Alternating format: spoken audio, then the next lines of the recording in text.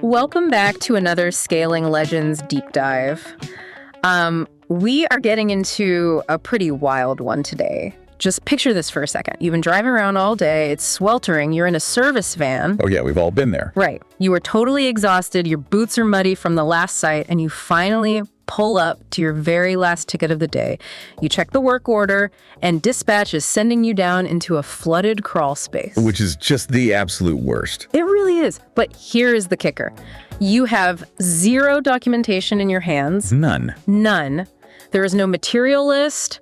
No site plans. You literally do not even have a basic description of what specific unit is currently sitting down there in the dark, submerged in water. So you don't know if it's a standard residential furnace or some ancient boiler system. Yeah. Exactly. You have absolutely no idea. It's just a completely blind deployment. Yeah. And this isn't some hypothetical worst case scenario. This was a real story posted on a Reddit HVAC community thread just this week.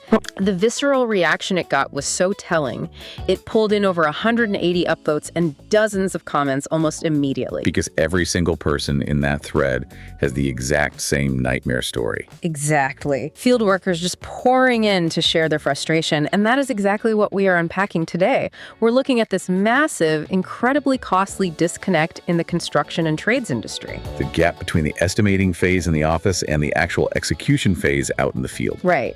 And for this deep dive, we are pulling from a really interesting mix of sources. We've got a stack of raw, unfiltered Reddit threads from the front lines, like RHVAC and Realitricians. They're real-world dispatches. Yeah. And we are pairing those with a very comprehensive market intelligence report from Smart Business Automator. So the mission today is to look at the real financial toll of this communication gap, right?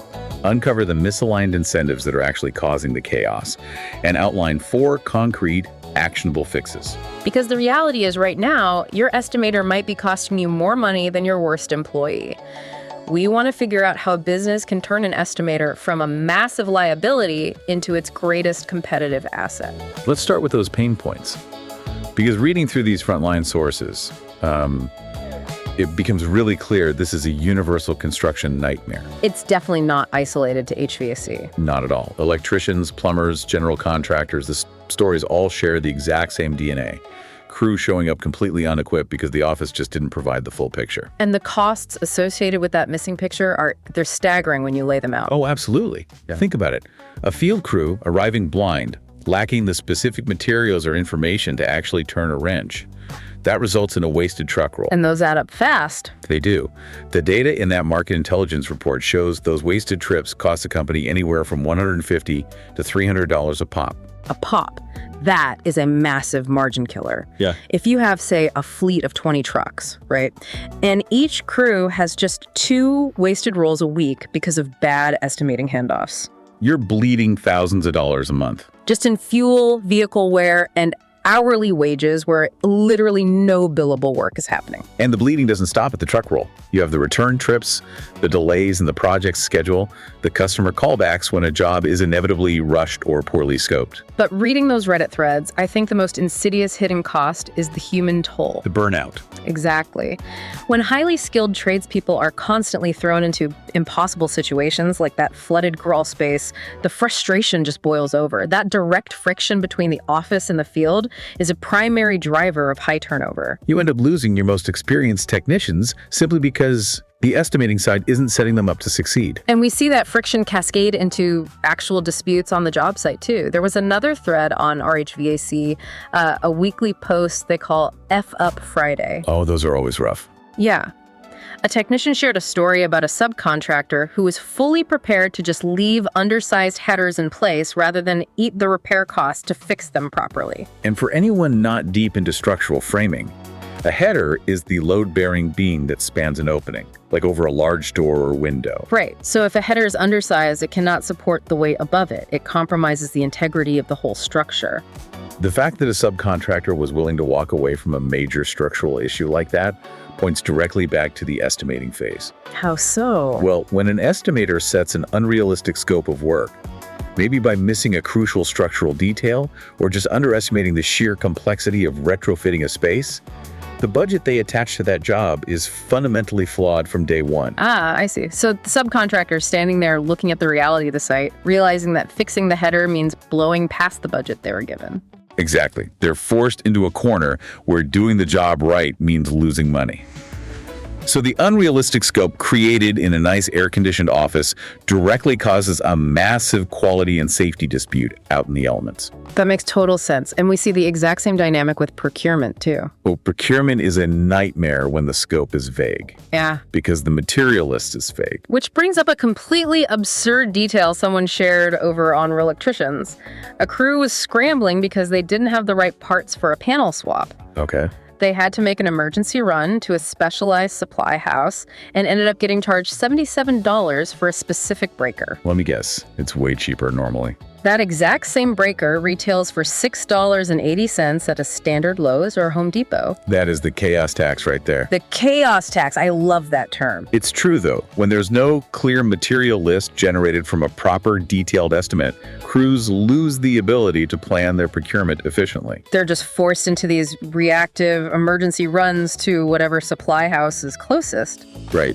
Paying whatever massive markup is slapped on the counter just to keep the project moving forward. It's this perfect storm of wasted time and blown material budget. And all of this culminates in what the field crews in these forums universally refer to as the dispatch from hell. The dreaded dispatch from hell. Picture the scene. It is 4:00 p.m. on a Friday. The crew has been sweating all week, they are packing up their tools, and suddenly dispatch sends over a last-minute urgent job. With zero details, I assume. Absolutely no scope definition. The RHVAC post capturing this was literally titled, "I need to do what now?" Oh, man. It was an impossible end-of-day task thrown at exhausted workers. It garnered 167 upvotes from people united in sheer exhaustion over this exact scenario. But you know, the dispatch from hell isn't an accident. It's the ultimate symptom of a much deeper systemic illness in how construction workflows are designed. The root cause. Right. If we look at the why behind this documentation gap, it comes down to a fundamental flaw in the industry's incentive structure. Construction businesses are often measuring the wrong metric. What do you mean by that? Traditionally, estimators are measured, praised, and financially incentivized on one specific thing, their close rate. They are hired to be hunters. Exactly. Their job is to bring in revenue. So they are doing exactly what the compensation structure tells them to do. Sell the job as fast as possible. So they are incentivized to sell, not to document. Yes.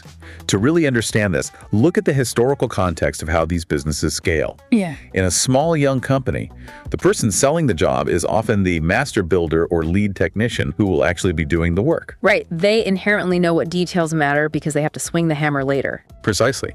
But as a company grows, those roles separate. You hire dedicated salespeople who might not have a deep background in the physical trades. They go out to a site, look at the job once, take some mental notes, charm the client, close the deal, and then immediately rush off to their next pitch. Because lingering on a site to document the diameter of existing ductwork or the location of an electrical panel doesn't earn them a commission. Moving on to the next pitch does. And those mental notes evaporate the second they start talking to the next client. Of course they do. The intricate details of a site's tight access points or the condition of the existing infrastructure are completely lost. The estimator essentially throws the signed contract over a brick wall and makes the execution the field crew's problem. So we're basically asking a salesperson to act as a highly detailed technical writer, but only paying them for the handshake. That's a great way to put it. It's no wonder the field crew ends up showing up blind to a flooded crawl space. So if the system is inherently broken because of this hunter mentality, how do you actually rebuild the bridge between the office and the field without, firing your entire sales team? Well, identifying the misaligned incentives is crucial, but a business owner still has to operate tomorrow. And that brings us to the solutions. Let's get into the fixes. The Market Intelligence Report from Smart Business Automator lays out a concrete 4-step framework to solve this. The first step is establishing a visual baseline, requiring photo documentation at the estimate stage. It sounds so rudimentary. It does, but it is revolutionary when strictly enforced. An estimator must use their phone to take photos of the physical space, the existing equipment, and the access points before they ever leave the site. The golden rule mentioned in the sources is that 3 minutes of taking photos saves 3 hours of wasted field time. If that technician had just received a single picture of the flooded crawl space, the entire trajectory of their day changes. They know to bring a pump, they know to bring waiters, or management realizes the site isn't ready and they don't schedule a deployment for that day at all. A photo instantly communicates the reality of the site conditions that a salesperson's mental notes will always miss. So that's fix one, photos. Building on those photos brings us to the second fix, implementing a standard handoff form. This has to be a non-negotiable document that acts as the official bridge between sales and execution. Does this form need to be some massive 50-page dossier? Because I can imagine field crews ignoring a giant binder of paperwork just as quickly as they ignore a vague text message. Oh, it should be the exact opposite. A one-page document. It needs to be incredibly concise, but carry specific required fields. Like what? It must include the finalized material list, the explicit scope of work, notes on site conditions that reference the photos we just discussed, and specific access constraints. And crucially, it must also document the customer expectations. That last part is huge. What did the estimator verbally promise the client while they were trying to close the deal? Exactly. If the estimator promised the client that the crew would haul away all the old debris, but never wrote that down, the field crew looks unprofessional when they try to leave it behind. A one-page form acts as a contract of reality between the office and the field. I love that. Okay, the third fix requires a true paradigm shift for leadership. You have to fundamentally change the incentive structure we talked about earlier. To fix the throw it over the wall mentality. Right. You must tie the estimator's compensation to the job completion margin, not just their initial close rate. Okay, I can hear the pushback from sales teams already. If I'm an estimator and you suddenly tell me my commission is tied to the final profitability of the job, I'm going to argue that the field crew could blow the budget by being slow or making mistakes. And now that money is coming out of my pocket. Yep. Won't estimators just revolt? There is usually friction at first, but it forces a necessary collaboration. If an estimator knows their paycheck depends on the job actually being profitable when the final wrench is turned, their entire behavior changes. They care about the details suddenly. They stop taking vague mental notes and start taking accurate measurements. They stop selling impossible, compress timelines just to appease a client, and start setting realistic expectations. Because a wasted truck roll now hurts the estimator's wallet, too. They're suddenly highly motivated to ensure the field crew has every single piece of information they need to execute flawlessly. You align their financial reality with the field crew's operational reality. That makes a lot of sense. So what is the final step in the framework? The fourth fix is the pre-job huddle. For any job over a specific dollar amount, whatever threshold makes sense for a particular business's risk tolerance, there must be a mandatory 10-minute pre-job huddle call between the estimator and the lead technician before anyone mobilizes to the site. 10 minutes to review the one-page handoff form, look at the site photos together, and allow the lead technician to ask clarifying questions about the scope. It completely eliminates the "I need to do what now?" Friday afternoon surprise. And does it actually work? The data backs it up. Contractors who implement these structured handoffs report a 15 to 25% reduction in callbacks and return trips. Wow, a 15 to 25% reduction is massive. If you are saving up to $300 per eliminated truck roll, and you cut out a quarter of your return trips across an entire year, that capital goes straight to the company's bottom line. Beyond the hard capital, the boost in crew morale is immeasurable when technicians actually feel adequately prepared and respected by the front office. We've been talking heavily about the human element here, the psychology of sales and the frustration of the field. But enforcing this four-step framework across dozens or hundreds of jobs a week has to be a logistical nightmare. Oh, doing it manually is brutal. Chasing down estimators for their photos, making sure a physical one-page form doesn't get lost in the cab of a truck, coordinating schedules for those pre-job huddles. It could quickly bury a team in administrative work. Which is where technology steps in to scale the solution. This is the core focus of the market intelligence report we've been pulling from, which centers on a platform called Smart Business Automator, or SBA. Okay, so this is the automation piece. Right. It's an AI-powered system built specifically for the construction industry to automate the friction out of the sale-to-field handoff. But how does it actually do that without just adding another complicated software tool that field crews will refuse to learn? It focuses on removing the specific bottlenecks we just discussed. First, it features smart document organization. Think about those photos the estimator takes on site. The 3 minutes of photos. Yes. Instead of someone having to manually label them and drag them into a shared drive, SBA automatically tags, sorts, and categorizes the photos alongside plans and permits. So it eliminates that 6.00 a.m. scavenger hunt where a technician is desperately texting an estimator trying to find out where the pictures of the access panel were saved. Exactly. It gives everyone instant visibility. Then the platform layers in document intelligence and summaries. What does that look like? It can take long, rambling field reports or lengthy meeting notes and distill them down into clear summaries with actionable takeaways. It also extracts critical details directly from complex architectural specs and drawings. That's incredibly helpful. And when a crew hits a snag and needs to submit a request for information in RFI, the system actually drafts the RFI responses using historical project context. The report also highlights natural language search, right? Yes. Instead of forcing a technician to navigate through complex digital folders or hunt through 6-month-old email chains on their phone, they can just search the project data conversationally. So they just ask the system a question about the scope, and the AI pulls the exact detail from the original estimate. Seamlessly. But the platform's real power for leadership is its proactive monitoring. It constantly reviews project activity to provide schedule risk detection. Spotting bottlenecks before they happen. Exactly, before they turn into actual delays.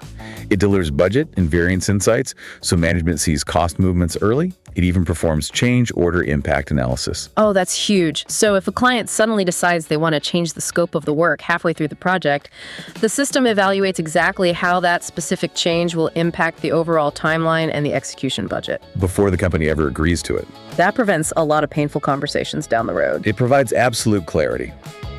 And to ensure nobody is doing manual double data entry, SBA features deep workflow integration. It constantly cross-references project information for compliance against the original specs, and it integrates directly with a company's existing accounting and ERP software through a standard API. And just for the business owners listening, your ERP is just your enterprise resource planning system. It's the main software you use to run your finances and inventory. The API is just the digital bridge that lets SBA talk directly to that financial software behind the scenes. Right. The bottom line on this technology is that Smart Business Automator acts as an AI project assistant. It handles the heavy administrative lifting, allowing project managers to handle significantly more volume without getting buried in paperwork, all while ensuring the field and the office stay perfectly aligned. It is the enforcement mechanism for those structured handoffs. It scales the communication so the human team can focus their energy on the actual building and execution. Exactly. This entire deep dive really drives home one inescapable truth. An estimator is either your business's most powerful asset or they are its most expensive liability. There's really no middle ground. If they are allowed to operate as pure hunters, throwing undocumented jobs over the wall to become someone else's problem, they are quietly costing the company a fortune. Wasted truck rolls, customer callbacks, and the loss of talented tradespeople who simply get fed up and leave. But the alternative is implementing these structural fixes. Right. By requiring visual documentation, enforcing standardized handoffs, aligning compensation with final job margins, and utilizing technology like SBA to smooth out the friction, you transform the estimating role into the true engine of your profitability. Well said. If you found value in exploring these frontline stories and solutions today, we want to hear from you. Please like, share, comment, and subscribe on your preferred listening platform. And the best thing you can do right now is send this deep dive to your estimator, your project managers, or your entire team. Let this serve as a spark for a necessary internal conversation about how your business manages the handoff from sales to the field. And as you prepare for that internal conversation, I want to leave you with one final provocative thought to mull over. We've talked extensively about how changing an estimator's compensation structure fundamentally changes their behavior. Right. But think about the broader ripple effect. What happens to the overall culture of a company when the field crew finally realizes that the front office actually has their back? That's a great question. If you successfully dismantle that toxic us versus them mentality between sales and the field, does that newly found deep-seated trust actually become your ultimate competitive advantage when it comes to recruiting and retaining the very best tradespeople in your city? That is a powerful thought. When the crews out in the field know they are never going to be sent blindly into a flooded crawl space again, word travels fast. Thank you so much for joining us on this deep dive. We will catch you on the next one.